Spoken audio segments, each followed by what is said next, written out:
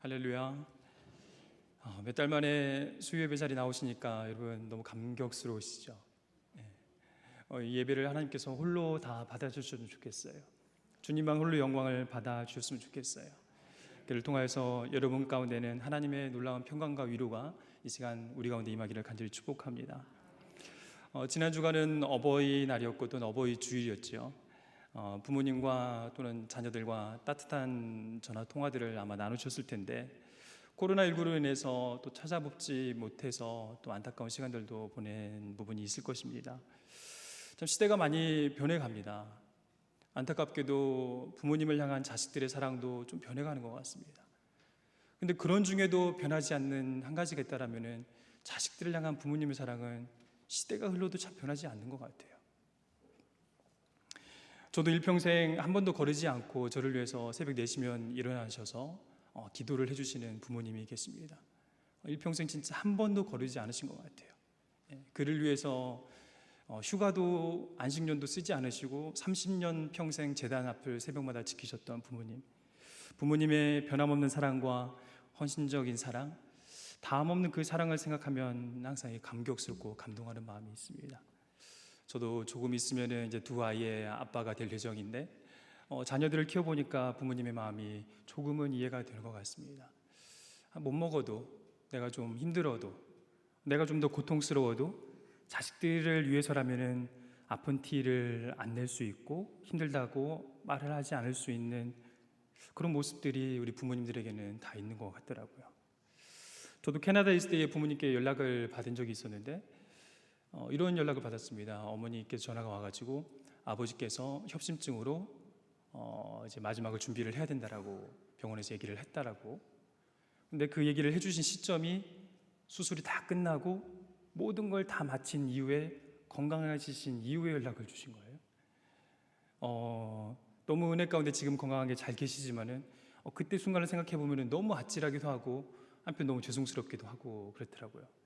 그 모든 아픔과 고통과 이 두려움을 노부부 둘이서 다 짊어지고 가셨던 것이죠. 오늘 본문에서도 이런 어머니가 나옵니다. 정말 너무 사랑스럽고 귀여운 딸이었을 그 자녀.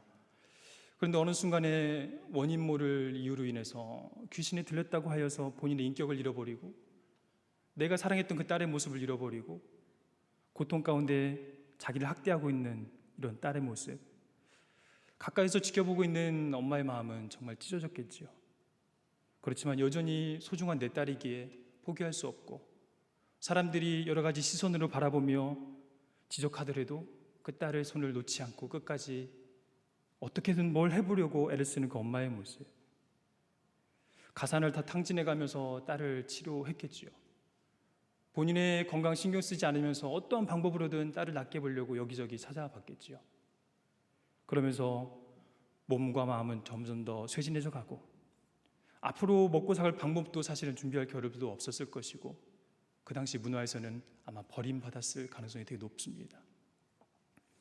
삶을 정말 매일 소망 없이 살아가는 이 여인에게 한 시로라기와 같은 신랄 같은 희망의 소리가 들렸습니다.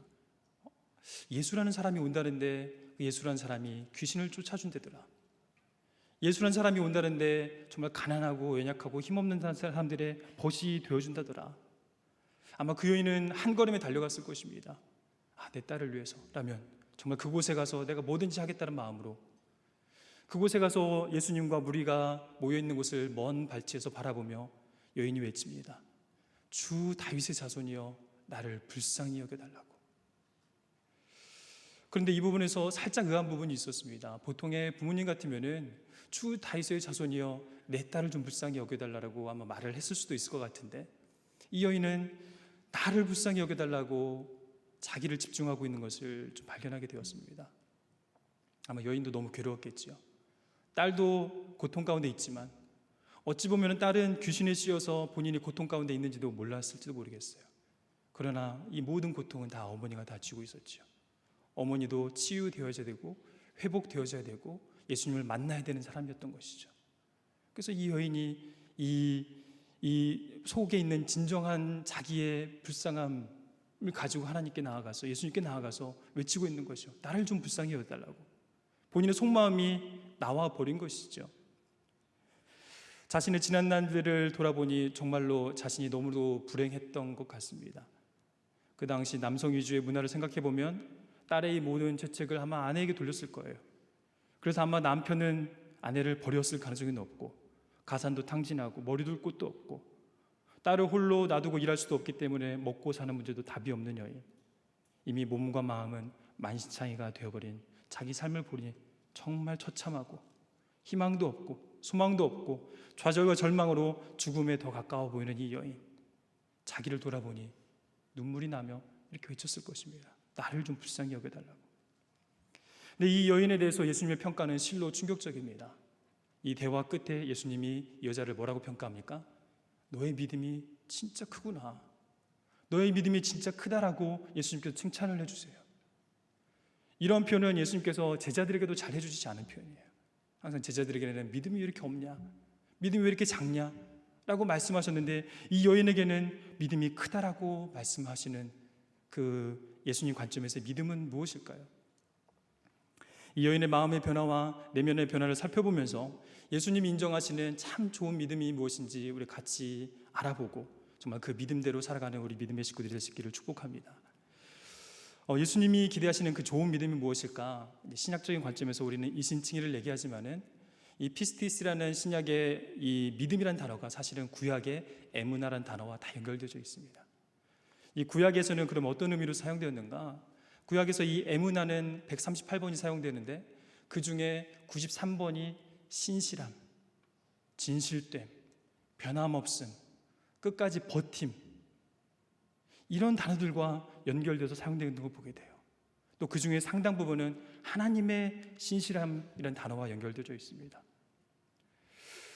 그 처음 사용된 것이 이제 출애굽기 17장 12절에 르비딤에서 아말렉과 싸울 때에 모세의 팔이 지쳐서 내려올 때 아론과 훌이 옆에서 붙들어줌으로 말미암아 이렇게 말씀에서 고백하고 있지요.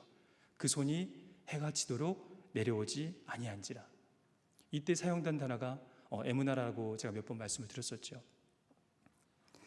광야 여정에서 인생의 수많은 영적 전쟁과 시련 앞에서 승리할 때까지 끝까지 버티는 것이 믿음이라는 것입니다. 선한 싸움을 다 마칠 때까지 온 힘을 다하여 죽을 힘을 다하여서 정말 하나님이 신실하시기 때문에 그 신실하신 하나님으로 말미암아 우리가 신실하게 끝까지 신앙을 지켜가는 것을 믿음이라고 말하는 것입니다. 사실 이신칭의 교리는 루터의 종교개혁 이후에 말씀에 돌아가면서 우리의 나의 믿음으로 말미암아, 내가 그리스도를 믿음으로 말미암아 의롭게 되는 것으로 많이 해석이 되어졌지만은 사실은 16세기 이전의 수많은 성경에서는 그렇게 번역되어 있지 않습니다. 원어상으로는 그리스도의 신실함으로 우리가 의롭게 되어졌다라고 번역이 되어져 있습니다. 사실 우리가 하나님을 신실하게 믿어야 된다, 바울의 이신칭의를 조금 편향되게 해석한 부분이 있습니다. 사실은 우리의 믿음의 근거는 하나님의 신실하심입니다. 하나님이 신실하시기 때문에 그 신실하심을 본받아 우리가 하나님 앞에 신실하게 살아갈 수 있는 것이죠. 어제나 오늘이나 영원토록 변함없으신 그 하나님, 어떠한 상황과 환경에서도 그 백성을 포기하지 않으시고 인도하시고 지켜가려고, 끝까지 붙들려고 계속 설득하시고 아우르시면서 다그치면서 때로는 몰고 가시고, 그 신실하신 하나님께서 우리를 포기하지 않으셨던 그것으로 인하여서 우리가 주님 앞에서 그 하나님께 신실한 백성이 되고 싶다라는 소망함을 가지고 그 하나님께 성실하게 나아가는 것, 이것이 믿음이라는 것이죠. 이런 관점에서 보면은 오늘 이 여인은 참 대단한 믿음을 가졌습니다. 대화의 내용을 아시겠지만은 정말 무시를 당해도 이렇게까지 무시를 당할 수 없어요. 속된 표현으로 사용되면은 개라는 비유가 나오니까 우리 표현으로 개 무시를 당한 듯한 느낌. 이 세 번의 대화 가운데에서 이 여인이 자존심은 정말 바닥까지 송두리째 곤두박질 쳐버렸고, 자기를 개 취급하는 이런 상황 가운데서 정말 마음이 무너졌겠지요. 다른 문제도 아니고 딸 문제인데. 그런데 이 여인은 예수님이 다윗의 자손, 즉 메시아라는 이 소망을 끝까지 붙들고 마치 그곳에 자기 생명을 다 건 것처럼 끝까지 버티고 나아갑니다.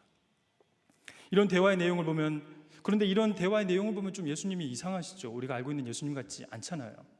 정말 너무 사랑이 많으시고, 이 자녀들은 정말 어떻게든지 치료해 주시고, 이 연약한 자들에 대해서는 벗이 되어 주시려고 하시는 예수님이신데 오늘 이 여인에게는 왜 이렇게 냉혹하신지, 왜 이렇게 차가우신지, 그건 우리가 예수님을 잘 안다라면은 예수님 뭔가 의도가 있겠다 이렇게 생각하는 것이 아마 맞는 추측일 것입니다. 예수님이 분명히 의도가 있으셨어요. 예수님께서 예수님의 어떤 의도를 가지고 이 여인에게 대화를 이렇게 주고받으셨는지 그걸 파악하는 과정을 통하여서 정말 참된 믿음, 신실한 믿음, 변함없는 믿음을 소유해 가시는 우리가 되기를 간절히 축복합니다. 오늘 본문에 나타난 등장인물들이 누가 있죠? 예수님이 있으시고 여인이 있죠. 또 보이시나요? 제자들 그룹이 있습니다. 예수님의 대화는 여인과 제자들에게 각각 어떤 의도가 있으신 것 같아요. 여인과의 대화를 통해서는 여인에게 어떤 변화를 일으키고, 특히 시점과 관점이 계속 변화되는 걸 보게 돼요. 처음엔 자기 자신을 바라보고 있던 여인이 두 번째 대화에서는 구세주, 다윗의 자손, 메시아, 구세주 예수를 바라보고 있다가 마지막 대화에서는 창조주 하나님을 본 것 같아요. 이 제자들과의 대화에서는 이 제자들의 관점을 또 옮기시려고 되게 애를 쓰시는 예수님을 보게 됩니다. 우리 본문의 22절 말씀을 함께 읽어보도록 하겠습니다. 22절입니다. 가나안 여자 하나가 그 지경에서 나와서 소리질러 이르되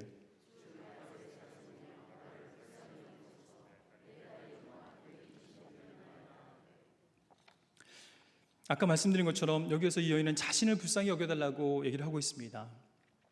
그동안 자기를 보호해줄 인생의 울타리들이 있었고 즐거움이 있었고 넉넉함이 있었을 때는 전혀 느끼지 못했던 감정이죠. 왜냐하면 이 도와달라, 불쌍히 여겨달라 이런 거는 자존심 상하는 일이잖아요. 너무 없어 보이잖아요. 그 사람들이 잘 하지 않는 표현이에요. 주로 거린들이 하는 것을 우리가 알고 있죠. 그런데 그 모든 화려함이 다 벗겨지고 결핍 가운데 있으니까 이 여인이 본인의 진짜 모습을 지금 보게 된 거예요. 정말 내가 불쌍하구나. 누가 나를 좀 불쌍히 여겨주면 좋겠다. 이 여인이 겪고 있는 상황은 여인의 힘으로는 해결할 수 없는 상황이지 않습니까? 자식이 귀신에 들렸다면 여인이 억지로 떼어낼 수도 없는 거예요. 그 인생은 점점 핍절해 가는 것을 느꼈겠지요. 그녀에게는 지금 오직 예수님밖에는 소망이 없는 상태의 결핍과 불쌍함의 상태에 있는 것이죠. 우리에게 한번 질문해 보게 됩니다. 여러분은 이런 간절함이 있습니까? 오직 메시아 되시는 예수님이 여러분의 유일한 소망이라고 고백하는 고백이 우리 안에 있습니까? 우리 현재 상황이 좋든 안 좋든 여유가 있든 없든 그것이 중요한 것이 아닙니다. 여러분의 내면의 세계에 여러분의 진정한 자아가 우리를 치장하는 모든 화려함과 나를 드러나게 하는 모든 것들을 내려놓고 자기의 내면을 살펴봤을 때에 그런 고백이 될 수 있냐는 것입니다. 우리는 우리의 탁월함을 가지고 내가 가지고 있는 능력과 자랑거리와 인정받을 거리들, 내 손에 쥐어진 것들을 가지고 이 땅에서 화려하게 살아가기를 소망하지요. 그런데 그런 내 탁월함은 하나님 앞에서 나의 내면을 정직하게 볼 수 있는 것들을 가리는 경우들이 많은 것 같습니다. 아무것도 없는 상태에서 본인의 내면과 실존을 바라보고 있는 이 여인, 너무 복됩니다. 나의 내면이 무너져 있고 주님 없이 불쌍한 상태에 있으며 주님만이 나의 유일한 소망이시다, 이런 고백을 하지 못하는 내 지금 상황이 그 어떤 것으로 용납되는 것이 아닙니다. 여러분이 그런 고백을 하지 못하고 있다면 우리는 주님 앞에 나와서 정직히 내면을 다시 한번 살펴봐야 될 필요가 있습니다. 내 상황이 어떠하더라도 이 사실은 변치 않습니다. 주님께서 나의 메시아시다. 주님께서 나의 유일한 소망이시다. 주님이 아니시면은 이 불쌍한 나의 영혼 가운데에 앞으로 한 발짝도 나아갈 수 있는 힘이 없다. 자신을 정직히 보는 것, 인정하는 것, 그 가운데서 예수님을 메시아로 고백할 수 있는 것, 이것이 바로 치유와 회복의 시작점인 것입니다. 여러분은 이 코로나19, 우리의 힘과 능력으로 어찌할 수 없는 이 상황인 코로나19가 왜 주어졌다고 생각하십니까? 누구는 자연환경의 파괴로 인해서, 인간이 이 자연의 영역에 너무 깊게 침해해서 이 접점의 교류로 말미암아 우리 가운데 주어졌다라고 해석하는 분도 있지만은 저는 하나님께서 우리를 멈추셨다고 생각합니다. 너무 분주하고 바쁜 가운데에서 또한 나의 화려함과 보여지는 것들에 집중하는 우리 일상 가운데에서 이제 멈춰서서 너희들의 내면의 불쌍함과 공고함과 공허함을 바라볼 수 있도록, 화려함을 쫓아가면서 주님을 찾지 않음으로 말미암아 하나님 없이 너무나 탁월하게 잘 살고 있는 우리를 멈추신 것이 아닌가.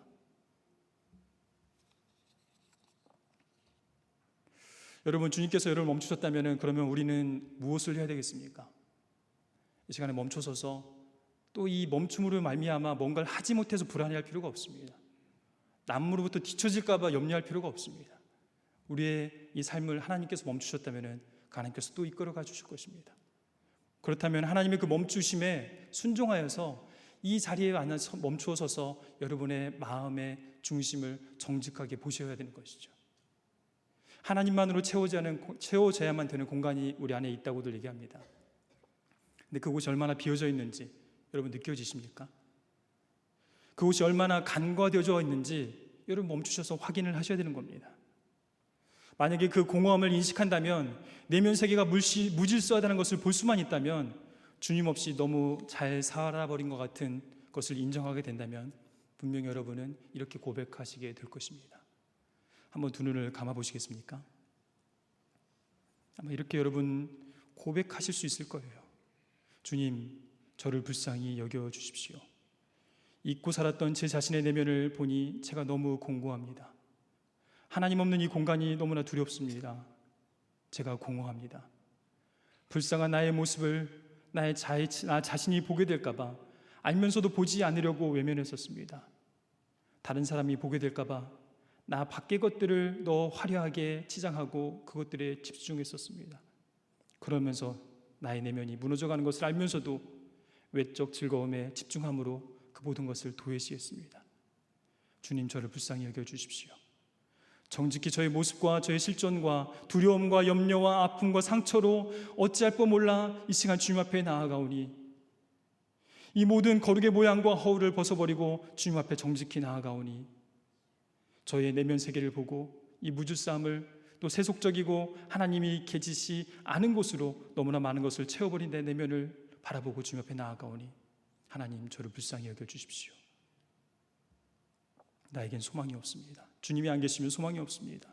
저를 불쌍히 여겨주십시오. 아마도 여러분 이렇게 고백하시게 될 것입니다.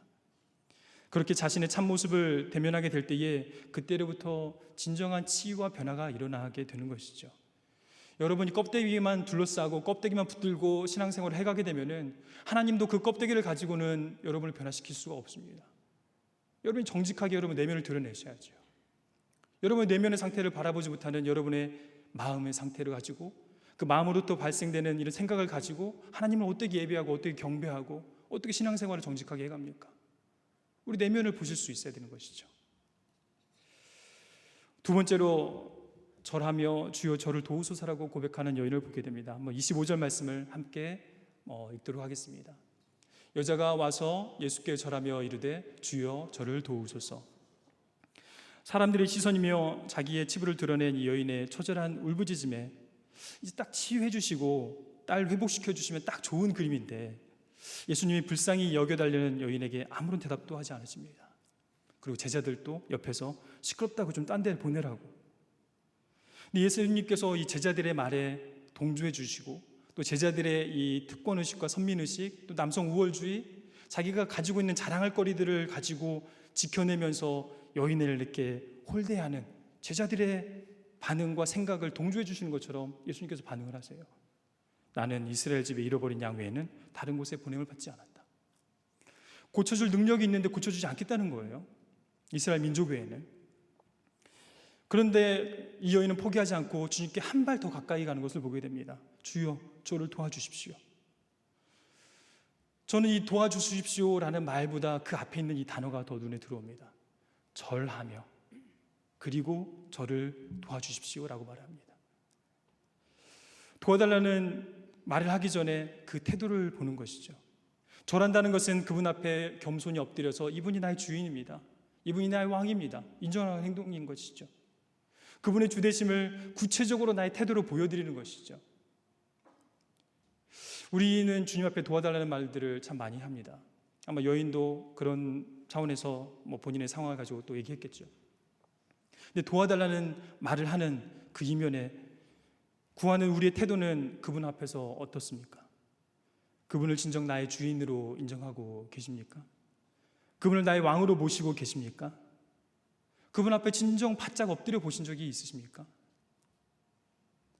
우리에게는 이 의지적으로라도 이러한 수행을 할 시간들이 필요한 것 같습니다. 우리 몸은, 우리 영혼은 다 연결되어 있어서 몸이 바닥에 엎드려지는 경험은 우리 심령 가운데 분명히 메시지를 던집니다. 한번 바닥에 엎드려 보세요. 기도할 때면 바닥에 바짝 엎드려 보세요. 예전에 영성 수련을 할 때 바짝 바닥에 엎드려 본 경험이 있는데, 그리고 경배 찬양에서 세미나를 할 때에 한번 바닥에 모든 사람들이 다 바짝 엎드려 본 경험이 있는데, 그 하나님의 임재와 하나님의 그 다스림 앞에서 정말 우리가 몸둘 바 모르는 경외감을 느끼게 됩니다. 말로만 주님 경배합니다, 주님만이 나의 왕이십니다, 왕이신 예수에 오셔서 좌정하사 다스려 주십시오, 이렇게 해서는 안 됩니다. 우리 심령이 진정으로 고백되기 위해서는 우리 몸도 같이 갈 필요가 있습니다. 여러분, 주님 앞에 한번 바짝 엎드리십시오. 주님 앞에 절해 보십시오. 그분 앞에 한번 경배해 보십시오. 우리 영혼에도 새로운 감동과 감각이 일어날 것입니다. 근데 이 절하다는 표현이 원어상으로 보면 미완료형으로 지속적으로 계속되었다는 것을 의미합니다.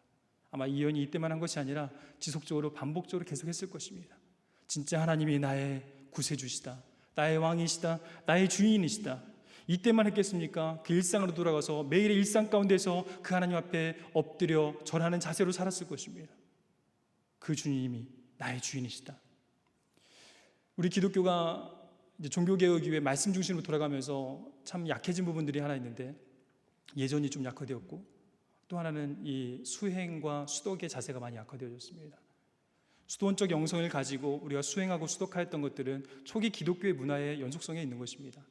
천주교만의 것도 아니고 바로 우리 기독교 전통에 있는 것들입니다. 근데 우리 안에서 우리 몸을 쳐가며 주님 앞에 엎드리는 훈련들이 너무 필요한 것 같습니다. 세 번째로 이언이 한 고백은 주여 올소이다입니다. 이 정도쯤 되면 또 들어주실 법도 한데 한 번 더 여인의 마음을 확인하시는 것이죠. 그것은 확인한다기보다도 예수님께서 대화를 통해서 여인의 시선을 주님께로 들어 올리시는 것 같은 느낌을 좀 받았습니다. 자녀의 떡을 개에게 주는 것이 옳지 않다. 여인의 반응이 어떻습니까? 주여 올소이다. 개들도 주인의 상에서 떨어지는 부스러기를 먹습니다, 라고 얘기를 하죠. 우리는 이 부분에서 개취급을 하고 개무시하신 것 같아서 정말 우리를 분노하는 마음이 일어날 때가 있습니다. 이해가 안 될 때가 있어요. 그런데 그 이면에 우리 생각에는 이런 생각이 있지 않습니까? 개와 자녀를 구분하여서 자녀의 신분이 좋고 개의 신분은 나쁘다라는 편견이 우리 안에 있지는 않습니까? 저는 개인적으로 이 여인이 고백을 할 때에 정말 입술을 꽉 깨물고 분노를 참아가면서 얘기한 것 같지가 않아요. 마치 수긍하듯이 옳습니다, 인정하면서 얘기한 것 같아요. 나보고 개 같다고 누가 말할 때 그것들을 우리가 감당할 수 있겠습니까? 바로 나를 지으신 창조주가 나를 개라고 얘기할 때 우리 마음 가운데는 그것이 용납이 되어집니다. 하나님이 나를 개의 위치에 놓으셨다면 그건 옳은 것이죠. 하나님께서 나를 개의 위치에 놓으시고 주인의 상에서 떨어지는 개에 합당한 부스러기를 주신다면 그건 감사한 것이죠. 이 여인이 주목하고 있는 것은 개냐 자녀냐 이 구분에 주목하고 있는 것이 아니라, 이 여인이 주목하고 있는 것은 주인의 상에 있다는 것입니다. 주인의 곁에 있다는 것입니다.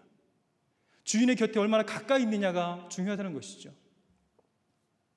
바로 이 천지를 창조하시고 이 천지를 경영하시는 그 창조주 하나님께서 나를 그렇게 부르신다라면 그것은 옳다라고 이 여인이 고백할 수 있게 된 것입니다. 바로 우리 자아가 주님 앞에 엎드려 절하며 철저히 죽어지는 과정들을 거쳐갈 때에 그리스도 안에서 해석을 한다면 우리 자아가 예수 그리스도와 함께 십자가에 온전히 못 박혀 죽어지게 될 때에 우리는 그 순간 모든 것이 다 내려지고 주님만을 바라볼 수 있게 될 것입니다. 바로 그 순간에 우리는 창조주 하나님이 가까이 하심을, 창조주 하나님을 바라봄을, 창조주 하나님을 대면함을 느끼는 은총을 경험하실 수 있게 되실 것입니다. 현재적으로 주님께서 가까이 있음을 또 창조주 하나님이 경험되어지는 것이 진정한 복입니다. 이것을 성경에서는 계속 복이라고 수없이 말을 하고 있습니다.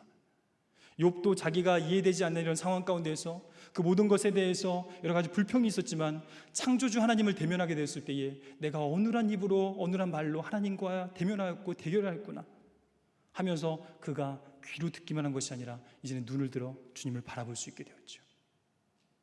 한나의 고백이 또 그렇지 않습니까? 하나님을 자기가 필요에 의해서 정말 간절히 아들 달라고 했지만은 하나님을, 그 창조주 하나님을 경험한 순간, 나를 이 불임의 상태에 놓으신, 또 나의 개와 같은 위치에 놓으신 그 하나님을 경험한 순간 이 한나의 고백은 바뀌었습니다. 사무엘을 주셨을 때 고백한 게 아니라 주시기 전에 한나의 입술에 고백이 바뀌어버렸어요. 하나님은 정말 죽이기도 하시고 살리실 수 있는 분이구나. 하나님은 나를 낮추실 수도 있는 분이시고 또 높이실 수 있는 분이구나. 하나님을 모든 영역에서 하나님으로 주되심을 인정하며 창조도 하나님을 인정하는 고백이 되었던 것이죠. 우리에게도 그 창조주 하나님을 만나는 경험으로 말미암아 이런 변화들이 있기를 간절히 축복합니다. 하나님을 내 생각으로, 이 세속적인 가치관으로, 사람들이 바라보는 시선으로 이게 좋네, 이게 나쁘네, 이 모든 관계를 수직적 구조상에서 놔가지고 정말 이 상위로 올라가려고 하는 것은 하나님이 되게 싫어하시고 배격하셨던 것들이에요. 바벨탑을 쌓았던 이 니무롯이 제국의 힘을 가지고 이 정점에 있는 몇몇의 사람이 90% 이상이 되는 노예의 모든 걸 다 가져왔죠. 하나님 그걸 원하지 않으셨어요. 그걸 흩으시고 아브라함을 통해서 풍요케 하셨죠. 솔로몬이 왕을 세울 때 그걸 또 흩으셔 버리셨어요. 이 출애굽할 때도 애굽의 이 수직적 구조에서 109계단에 되는 이 신의 서열 안에서 가장 하위에 있는 히브리의 신이 이 모든 걸 뒤집어 엎으신 이유는 가나안에 들어가서 하나님을 왕으로 모시고 12지파가 인원수에 맞춰서 똑같이 땅을 나눠버리시는 평균케 하시는 하나님의 마음이거든요. 예수님이 그것과 싸우시면서 결국에는 정치적으로 이 세상과 핍박하여서 십자가에 돌아가신 부분도 있죠.